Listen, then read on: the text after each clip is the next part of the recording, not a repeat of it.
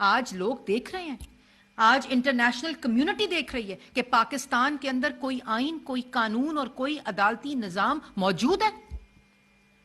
کہ آپ ایک مجرم کو آوازیں لگا رہے ہیں، اس کو صدائیں دے رہے ہیں، اس کی منتیں کر رہے ہیں، اس کے لیے بار بار مؤخر کر رہے ہیں آپ اپنی کارروائی کو، اور وہ دھاوا بول رہا ہے، وہ غنڈہ گردی کر رہا ہے، وہ بدماشی کر رہا ہے، اور وہ دھاوا بول کر لوگوں کو اکسا کر آج ہائی کورٹ کے اوپر حملہ آور ہوا ہے، اور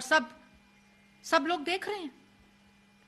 اور کیا کہتا ہے وہ؟ جیل بھرو تحریک میں جیلیں بھرنی تھی۔ عمران خان صاحب نے کہا وہ گاڑی سے اتر کے عدالت میں جج صاحب کے سامنے پیش نہیں ہو رہا کہ مجھے گرفتار کر لیا جائے گا۔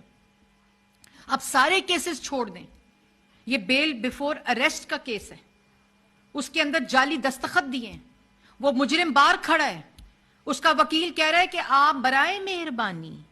عزت مآب عمران خان صاحب کے پاس اپنا رجسٹرار بھیج دیں اور ان سے گاڑی میں دستخط کر لیں، کیونکہ اتنے زیادہ لوگ ہیں کہ عمران خان صاحب جج صاحب کے سامنے پیش نہیں ہو سکتے۔ یہ کیا تماشا ہے؟ کیا اس ملک میں